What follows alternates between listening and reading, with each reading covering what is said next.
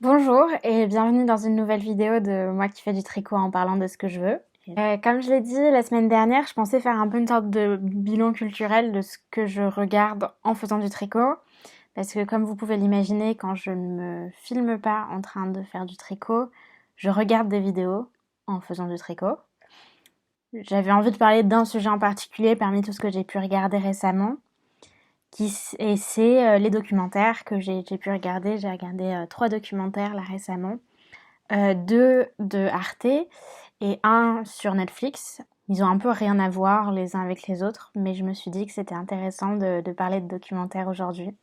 Parce que l'idée derrière, et je vais peut-être commencer à tricoter quand même, l'idée derrière c'est que euh, récemment je regardais quand même beaucoup de bêtises en faisant du tricot et j'avais envie un peu de me cultiver, d'apprendre des choses sur le monde et je me suis rendu compte à travers mes 2 premiers documentaires sur Arte que j'ai regardé que finalement c'était quelque chose que les gens faisaient beaucoup parce que quand vous regardez des documentaires sur Arte, non pas sur Arte mais sur YouTube, sur la chaîne YouTube d'Arte, vous remarquez qu'il y a beaucoup de gens qui vont commenter à quel point les documentaires Arte sont top, que c'est super qu'ils soient sur YouTube, que vraiment ils apprennent plein de choses, que Arte remplit vraiment sa vocation de service public et que c'est génial et tout ça. Et on sent derrière ces commentaires que finalement les gens s'auto-congratulent d'avoir fait le choix, au lieu de regarder une vidéo stupide sur YouTube, de regarder une vidéo Arte. Néanmoins, je suis pas totalement d'accord avec ces commentaires. Certes, c'est super qu'ils existent et qu'ils soient sur YouTube, je dis pas l'inverse. Mais je les trouve, les 2 dont je vais parler aujourd'hui, pas forcément parfaits. Ils ont un peu leurs défauts qui, moi, m'empêchent de dire que c'est vraiment banco et que à la sortie de ces 2 documentaires, j'étais particulièrement contente. Euh, contente du contenu. Quand bien même, certes, c'est vrai, Arte a beaucoup de mérite derrière. Donc le premier documentaire dont je vais parler, c'est Malbouffe. Donc j'ai pris des petites notes. Ça s'appelle La Grande Malbouffe. Ça a été posté début février sur la chaîne. Et ça a 1,4 million de vues, ce que je trouve énorme pour un documentaire. Mais en même temps, ce qui est logique parce que c'est très sensationnaliste. Ah, déjà le titre, La Grande Malbouffe. Et c'est un documentaire qui est de 2019, mais qui est paru en 2021 sur la chaîne YouTube, par Martin Blanchard et Maud Gangler. Point de départ de ce documentaire, c'est Le Cordon Bleu. Les deux réalisateurs vont faire appel à un laboratoire alimentaire spécialisé dans la recherche et le développement alimentaire. Et ils se lancent, en fait, ils vont montrer comment on fait un cordon bleu alimentaire qu'on peut acheter en supermarché. Et ça, c'est vraiment une phase vraiment ultra intéressante parce que ça permet vraiment de comprendre pourquoi c'est aussi dégueulasse un cordon bleu, pourquoi il y a autant d'ingrédients sur la liste d'ingrédients du cordon bleu. Tout est assez décortiqué, c'est assez clair et finalement on voit que chaque ingrédient répond à une problématique. Voilà, que ça soit beau, que la viande tienne bien, enfin la viande, le la chair reconstituée tienne bien. Ça explique vraiment, ah oui, et puis les questions de conservation qui sont en fait très importantes. Euh, c'est, c'est, euh, Tout est vraiment très bien fait de ce point de vue-là. Et ça, c'est vraiment la partie qui m'a le plus intéressée parce que c'est un peu les dessous de ce qu'on mange et c'est pas vraiment sous l'angle ah ils veulent nous empoisonner, non, ils ne veulent pas nous empoisonner. Par contre, ils veulent nous nourrir selon des chaînes de froid, selon pour nous donner envie, pour des textures qui soient bonnes et que ça, etc., etc. Et ça, je trouve que c'est assez intéressant parce que justement, en fait, le principal défaut à mon avis, des reportages d'Arte, c'est une certaine forme de sensationnalisme à la limite pas du conspirationnisme, vraiment à la toute limite du conspirationnisme, mais avec ce discours qui est sûrement vrai, mais qui est en fait plus nuancé que ça, je pense, à nuancer, c'est les grandes industries qui nous empoisonnent et vraiment on a cette impression de pieuvre qui vraiment a un contrôle terrible sur notre alimentation et tout ça.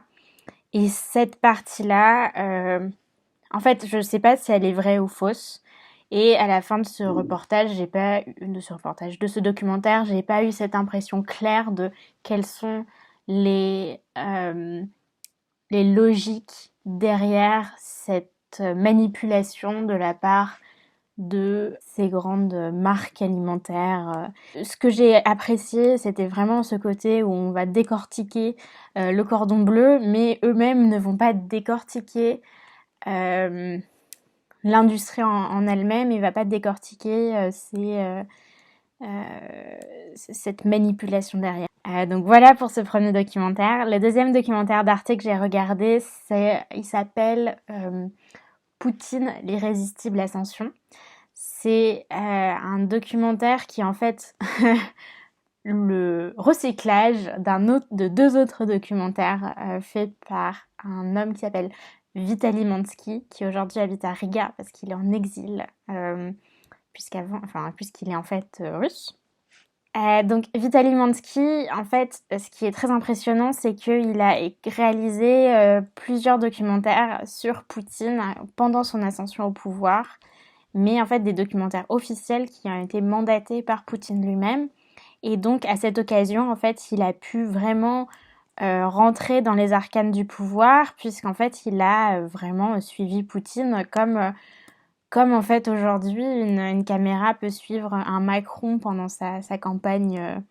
Sa campagne ou voilà en France c'est quelque chose qui se fait souvent le plus connu là qui est récemment ressorti c'est Maintenon qui a suivi Giscard d'Estaing et à la mort de Giscard d'Estaing le documentaire est repassé à la télé je l'ai regardé là c'est un peu la même chose sauf que Giscard d'Estaing à la différence de Poutine n'est pas devenu le dictateur qu'est Poutine aujourd'hui et aujourd'hui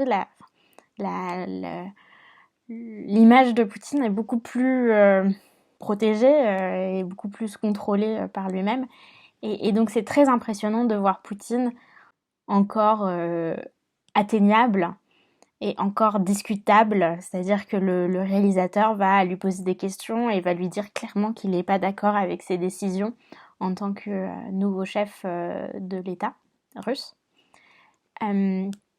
Et ça, c'est vraiment très impressionnant. Toutes ces images sont impressionnantes parce que je fais partie de ces personnes qui ont connu Poutine comme président de la Russie, mais comme finalement monarque de la Russie toute ma vie. Et c'est très impressionnant de le voir encore pas tout à fait monarque.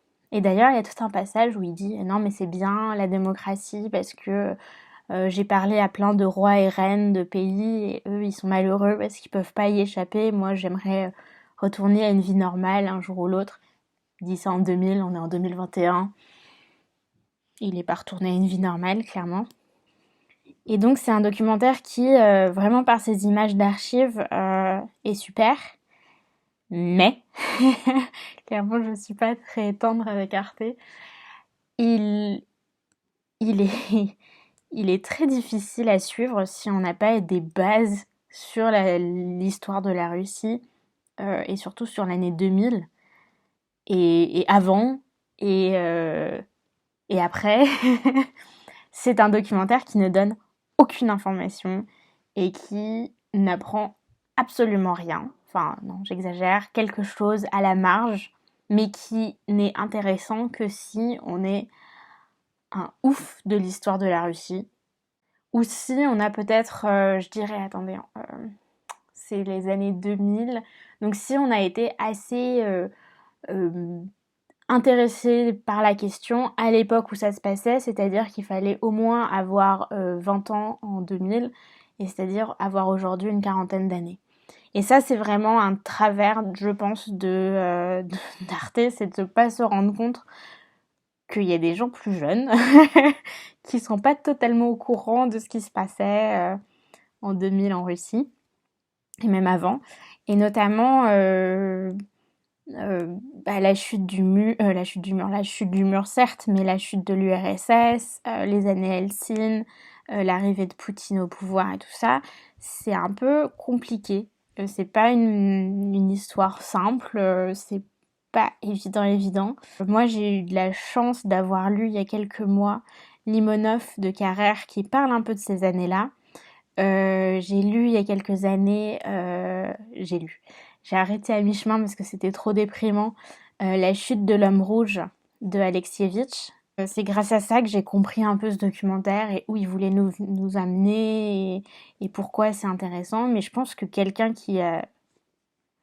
Enfin, même moi, j'ai eu du... Enfin, même moi. Même moi.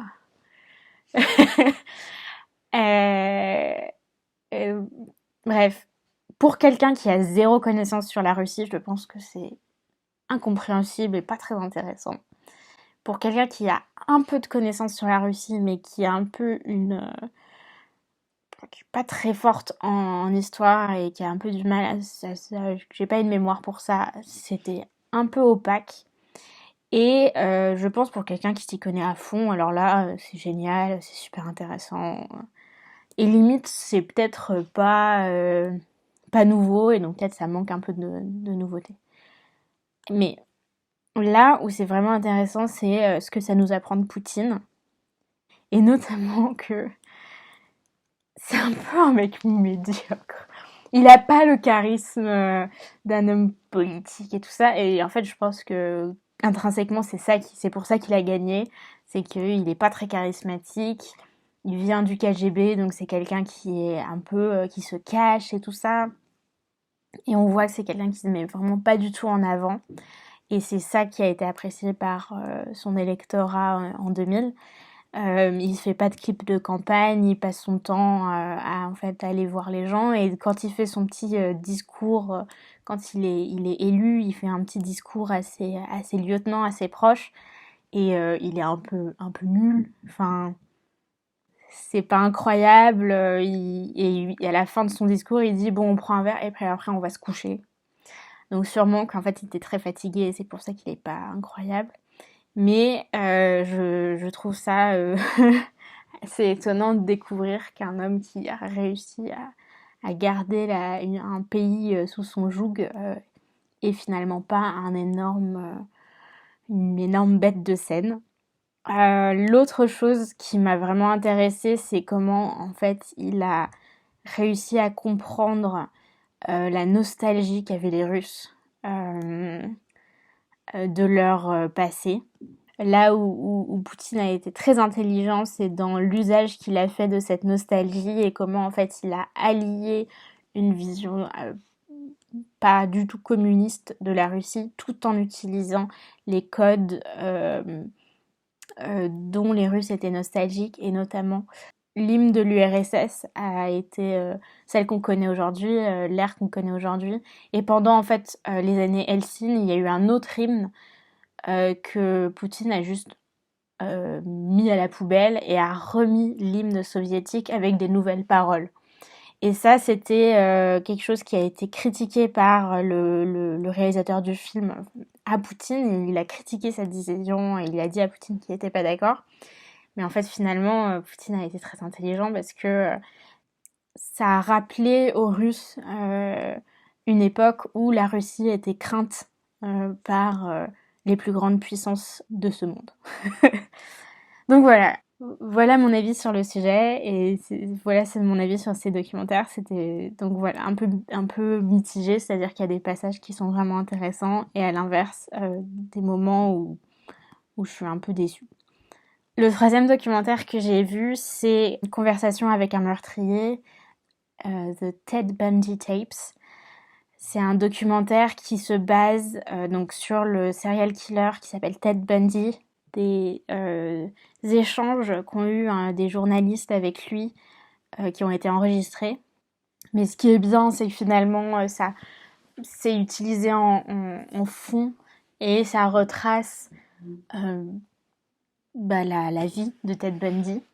Alors, je voulais regarder ce documentaire parce que Ted Bundy, c'est quelque chose c'est un nom qui revient souvent dans tout ce que je peux regarder qui se passe aux États-Unis parce que et je comprenais pas bien pourquoi. C'est un peu leur fournirait ou leur du trou dans le sens où c'est un serial killer qui revient, qui a vraiment frappé les consciences et qui a un peu traumatisé l'Amérique comme les noms que j'ai donnés ont traumatisé la France et la Belgique. Et franchement, ça a beaucoup de similarités, je dirais. Et j'ai compris pourquoi. Il a tué énormément de monde, enfin énormément de jeunes filles. Il a terrorisé l'Amérique. L'autre raison pour laquelle c'est une figure importante de la conscience américaine, c'est qu'il était bizarrement charismatique et pas moche. Enfin, il était plutôt beau. Nous, Fourniret du Trou, c'était des serial killers qui avaient un peu la gueule de l'emploi. Ted Bundy, en fait, a échappé à la police pendant assez longtemps et il a en fait réussi à avoir autant de victimes parce qu'il avait l'air avenant et il avait un peu la gueule du jeune républicain propre sur lui et c'est sûrement pour ça qu'il a réussi à tuer autant de jeunes filles.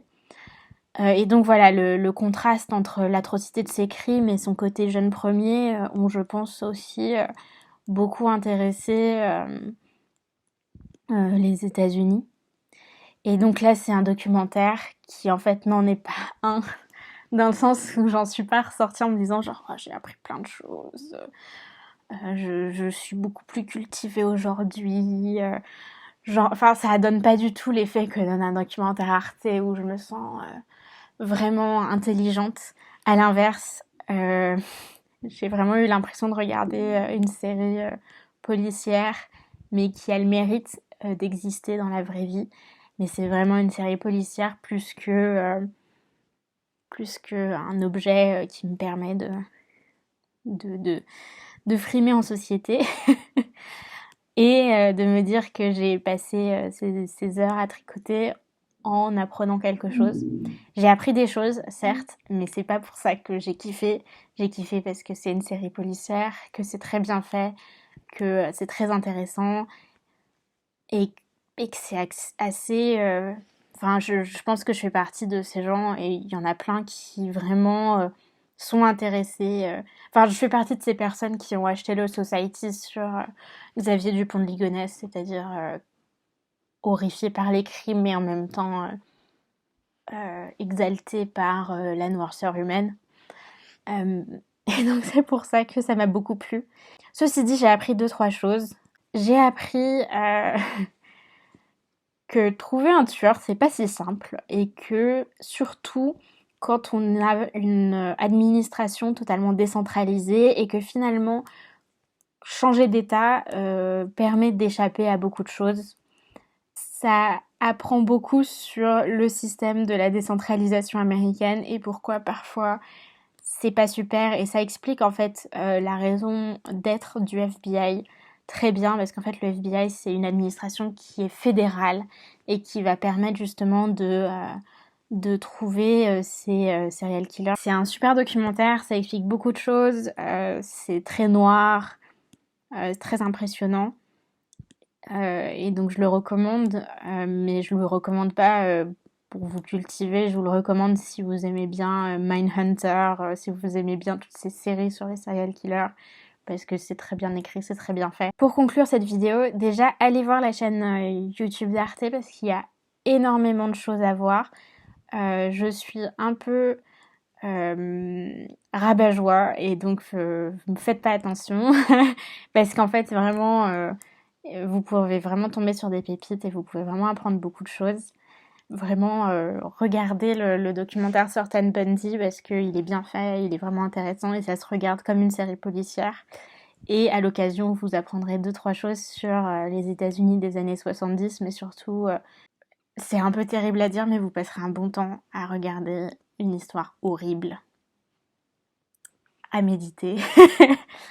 Et sur ce, ah oui, je vais aussi conclure sur en fait ce que je fais depuis tout à l'heure, parce qu'en fait, à chaque fois, j'essaie d'être comme ça au début de la vidéo pour vous montrer ce que je fais, mais en fait, je descends les bras. Oui, je vais conclure aussi sur donner un avancement sur mon projet. J'ai réussi à faire toute la partie en jacquard du pull pour bébé. Donc ça ne se voit pas, mais il faut imaginer qu'il y a un coup là où il y a mes doigts. Bon, clairement, noter le nombre de rangs et tout ça, c'est beaucoup plus facile. J'ai appris à faire des augmentations en jeté torse, ce que je ne savais pas faire, donc ça c'est super. Et toutes les informations sur les fils et sur le patron sont en fait en barre d'infos, donc j'en parle pas à chaque fois, mais si vous avez des questions un peu plus tricot, n'hésitez pas à me les poser en commentaire. N'hésitez pas aussi à me donner des idées de choses à regarder parce que je suis toujours friande, ça m'intéresse. Et oui, et en fait j'ai un peu une question. Je sais pas trop quel équilibre faire entre parler de tricot et parler du reste. Donc si vous avez un avis sur le sujet, n'hésitez pas à me le donner parce que moi je peux faire de tout, hein. Vous pouvez me lancer sur du tricot, je parlerai tricot. En fait, je suis très bavarde, donc donnez-moi des suggestions ou des avis sur le contenu et je les écouterai avec vraiment grand plaisir. Donc n'hésitez pas. Bon, sur ce, je vous souhaite une bonne soirée. Ce soir, c'est Top Chef. Donc, je serai devant Top Chef. Et j'espère que vous passez une bonne soirée et un bon mois de février.